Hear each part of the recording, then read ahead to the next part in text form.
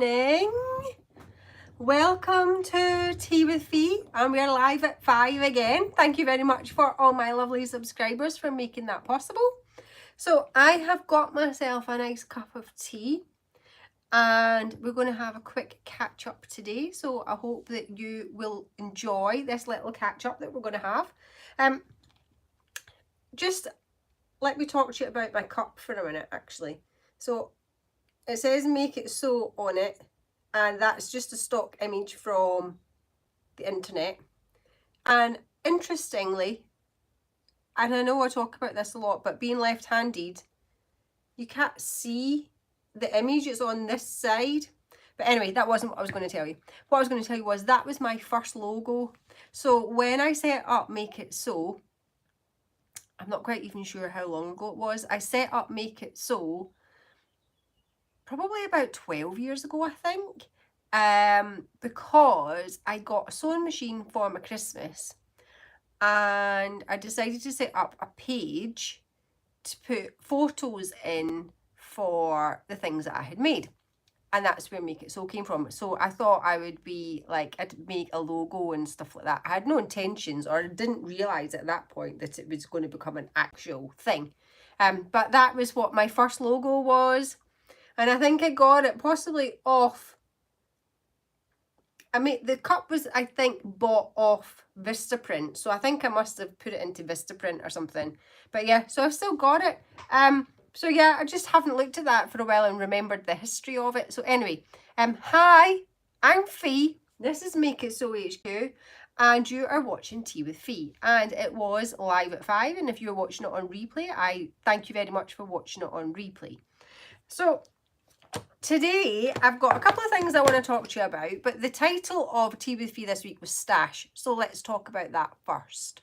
I've got more to talk about than that, but we'll just see how we get on. If I waffle on for too long, I'll just save the rest of the stuff for another time. But today, I wanted to ask the question about stashes. So it's kind of a bit like you shouldn't really ask a woman how old she is. It kind of feels a bit like that kind of question. But surprisingly, I was thinking about stash, and I don't think considering this is a job, I wouldn't say that my stash, personal stash, is actually that offensive. So you might think otherwise. You might think, oh my goodness, that's ridiculous. But I'm hoping that it's not as bad. It's not that bad. Now, mine kind of blends a little bit because I have stock, which technically isn't stash, although I can use the stock for my own stuff. So it is a little bit of a kind of grey area. But I think my stash is actually quite small. I'm quite ruthless. I have a cull fairly often, and I wondered what your approach is to your stash. So do you just keep adding to your stash, or do you periodically go through it and sort it? Have you got a nice well organized stash and it's all in nice labeled boxes, but doesn't really change the fact that you've got lots of stuff that you're not using? Or is it literally kind of out of sight, out of mind, and you really have no idea what you've got or where it is, and you kind of go in a wardrobe and find a plastic bag in the bottom of the wardrobe and look at it and go, oh, I forgot I had that. Is it one of those kind of situations? So I would love to know what stash looks like to you. Where do you keep it? Do you even know how much you've got? Does everything that you've got in your stash actually have a use? Did you buy it with a purpose in mind, or do you just go a bit magpie and go, ooh, pretty fabric, I'm going to have that, and we'll worry about what we're going to do with it later? Same with wool, cross stitch, those kind of things. So I would be interested to know what your take is on it. But my stash, I would say, is relatively reserved. So as I said, I go through mine quite often and I get rid of stuff. So I did that fairly recently. I've got some things that I've decided that at the start of the year, I transferred. So I've got my trusty planner. And I transferred out of my 2022 planner into my 2023 planner the projects that I had decided that I was still wanted to do, right? So they're in here. And I then went through the stash, and the items that I had allocated for the projects that I was no longer going to do for whatever reason, there was no joy there anymore. I have got rid of that fabric. I've either taken it to charity shops, or I've asked other crafters if they wanted it, that kind of thing. There's a few things I haven't got rid of yet, but in the pile of stuff that it's not happening. So I think that I'm quite good with things like that. So I wondered what your take on that was. And that kind of leads me nicely on to, is there one thing, or maybe there's more than one thing, I don't know. Is there one thing that you're just terrible for buying, regardless of, you know that you don't need it, but you just can't help yourself? Is it a bargain? So is it a case of there's a discount, or there's a buy one get one free, or there's a 3 for 2, or that kind of thing, and you're just kind of like, I've got to have it because it's just too good a deal to not have it? So I would be interested in that as well. I think I'm quite good. I think I tend to, you could prove me wrong here. So those of you that know me, feel free to contradict me, because I'm kind of doing this off the top of my head, thinking in this moment, do I have like a weakness where I think, oh, I really have to have that, or not? And I think I'm quite good. I would say possibly the fireside blanket, the Attic 24 fireside blanket, was a bit of a kind of get caught up in that enthusiastic crowd mentality, because there was lots of people making that. So I think I possibly got caught up in that a little bit. Does anybody else have that kind of issue where they just get caught up in the wave of everybody else's excitement and everybody's doing it and you've got to have it one, you've got to get one too? So I think possibly I did fall into that bracket with that one. And because I got it as a Christmas present, by the time I got it, a lot of people had already finished theirs and they'd moved on to something else, and that boat had sailed and mine was still in the harbour. So there's an element of, well, will I do it? Will I not do it? Anne's making hers as stripes rather than as the actual pattern itself. And I'm thinking, oh, I quite like that idea. So I'm a bit kind of undecided about that one. But I think on the whole, I think I am quite good at just, I'm going to have this and I can say no, but I don't know, maybe not, I don't know. But anyway, so that was the stash conversation that I wanted to just put it out there. There's no shame to be had. Feel free to, like, I don't know if you can even do this on YouTube. Can you put pictures in the comments? I don't think you can. But I mean, how much stuff's in the stash in terms of boxes, cupboards, bags? I would love to know. But that leads nicely on to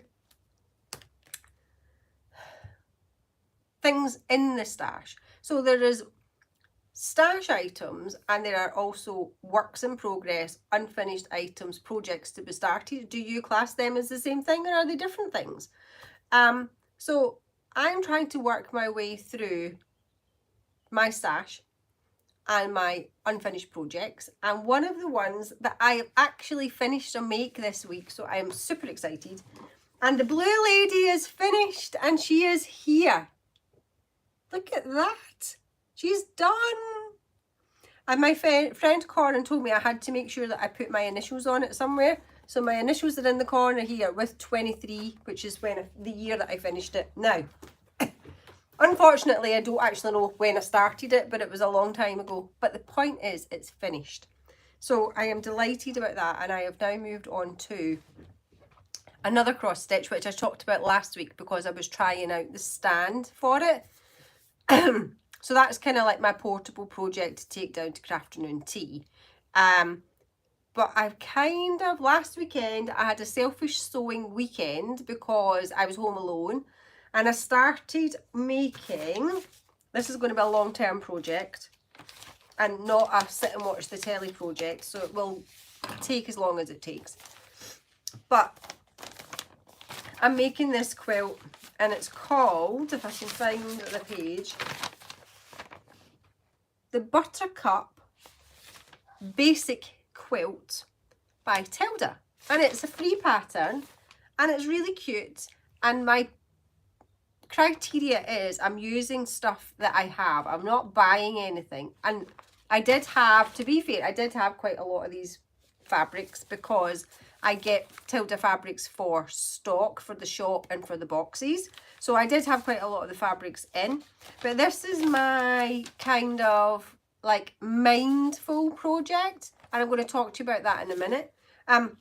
However, I think the pattern is slightly misleading, okay? So for anybody that's going to have a go at this pattern, I feel like it's misleading because it's called Tilda Buttercup Basic Quilt, okay? But the construction of this quilt is not basic, okay? So this is one of the buttercups, okay? So to make the buttercup, you have a 2.5-inch square, which is the floral. You then stitch 3-inch squares diagonally into each corner of the background colour. And then a different colour becomes the centre of the buttercup, okay? So to me, that is not basic. However, when I actually stopped and thought about it, basic is the range of the Tilda fabrics that they use in the quilt. So yes, it's their basic range of fabrics, but it's not basic as in beginner. So just be careful with that if you're going to have a go at it. If you're a beginner, it could be a little bit of a challenge. Lovely, but a challenge. So that leads me nicely on to what's been happening Make It So this week. So I did, for the first time in ages, with a little help from my friend Emily, a blog post. So you can check out in the description my blog post for this month. And it's actually about how to reduce burnout by making time for crafting. And going back to my Buttercup quilt, that's going to be my mindful craft project. So the point of it is that you just sit and you just get lost in the process. And it's a little bit of me time and it's a little bit of fill your cup up so that you can overflow. Your overflowing cup will then spill out onto all those people that need you and love you, and that you will be a nicer and happier person, and you will be a better person to be around, and you'll be like more helpful to them, and you will just be a happier, nicer person to be around, and then that will rub off on everybody else. So we all need that in our lives, and we all need to take a little bit of me time and realise that it's not a luxury and it's a necessity. And it means that we are then able to be our best for everybody else that needs us, which is what we all want to do. So that's what my blog post is about that I put on earlier this week. It's about how to reduce burnout by making time to craft. Okay, so it's a 3-minute read. So if you have got the time at some point over the weekend, I'm sure you can spare 3 minutes of not scrolling on your phone to go and read the blog. And I would love to know what you think about it, because do you see spending time doing crafting as an essential task, or is it just if I've got time? And is it the thing that tends to be sacrificed when you get busy? So is it a case of, right, well, I'm going to have to, I had eked out an hour in my day to do some sewing, but such and such has happened, so I'll just use that hour of sewing time to do whatever it is instead. So I would love to know the answer to that. So check out the blog. I'll put the description in the comments. It won't be, I'll put the link in the description. It won't be there yet because I've not got that far. And let me know what you think. So I've got a list, so I'm just going to tick that off. So that was the blog. If you enjoy reading the blog, or you just like listen to watch or the YouTube video Tea with Fee, couldn't get my words out there. If you're enjoying listening to Tea with Fee every week and you want some more information or content, then don't forget to like and subscribe to the YouTube channel. And you can also jump over to the website and you can join my mailing list, and there's going to be a monthly newsletter go out every month. And within that, there'll be the unboxing video for this month's box. which will be going out in the next day or two. All the boxes have been posted out, so the membership boxes have gone out. The video will be available of me unboxing it so that you can guess what we're making. For those people that don't already know, the membership is a closed membership. There's a private Facebook group, and there is the option to do online only or with a project box. So going back to my previous point about making time to craft and take time out for yourself and the importance of that. One of the excuses that we might make for not getting round to it is because we need to go to the shop to buy the stuff to do the project. So you don't have enough time to do that and sit and sew. So I can solve that problem for you by sending you out the actual project every month to your house. And literally all you need to do is go and plug in your sewing machine, and that's it. So that's what this membership includes. Well, it's optional. You can have the box or you can just go online. If you go online only, you get the pattern, but you don't get the stuff to make it. Access to the online group, and then all the discounts that come with it. So that is a closed membership, and I will be opening that up again soon. The reason it's not been opened up yet is because I'm doing work on the website behind the scenes at the minute. But because I wear all the hats, it's quite a struggle to actually get everything done. So I am chipping away at it, and I am doing the best I can with the hours that I have available.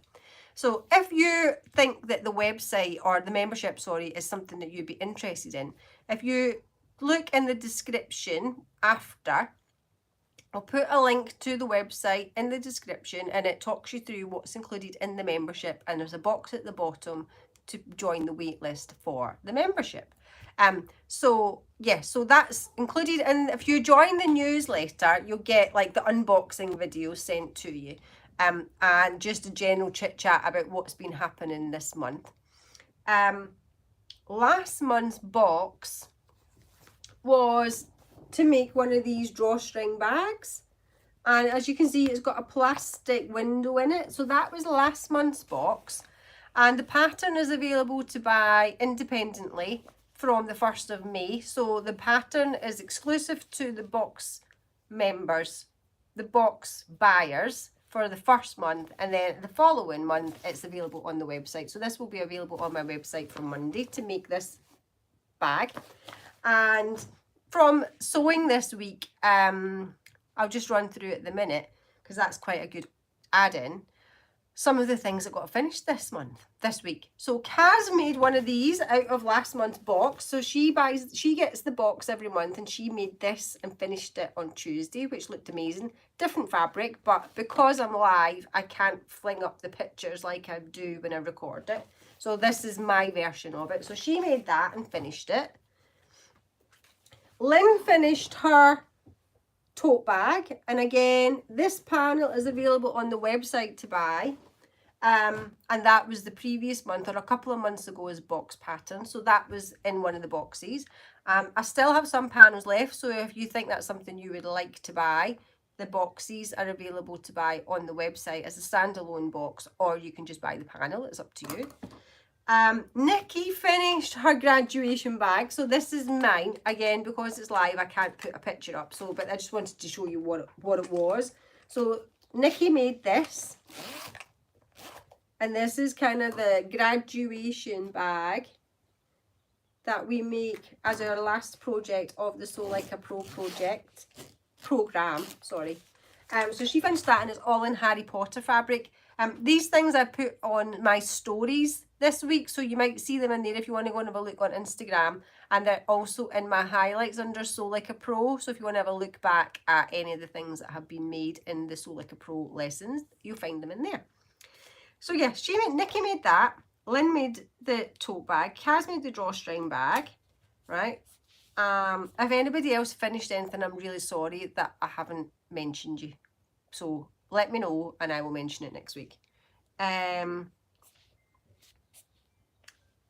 mentioned that already. We also had a new member join the sewing room this week, and that was Portia. So she literally took her machine practically out the box this morning and had her first lesson, and she fitted in lovely, and I think that she really enjoyed it.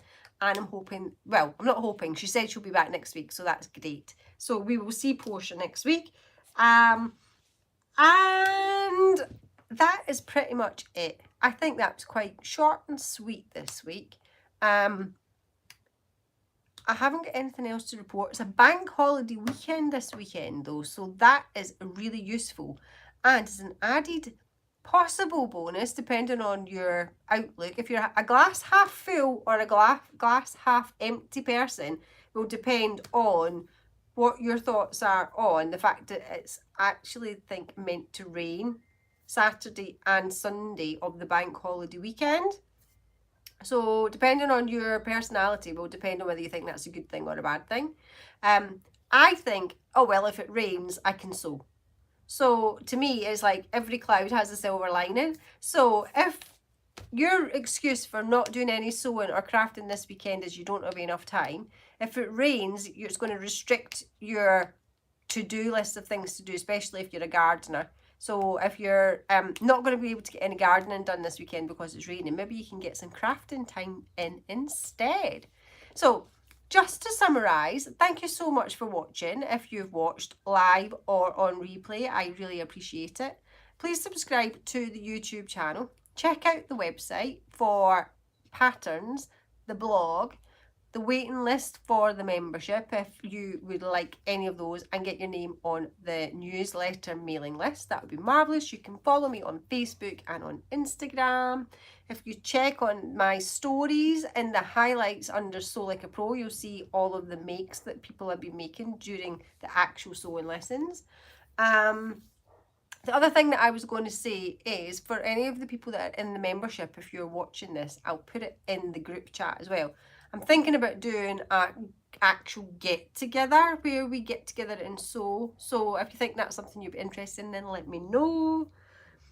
And I reckon that's about it. Apart from, I had just one more thing that I forgot to mention about the stash, which I'm going to ask the question now. So what do you keep and what goes in the recycling? So that's my parting shot for you. So if you had this strip, right, it's an inch, say it's an inch by the width of the fabric, approximately. Would you keep it, or would that just go in the recycling?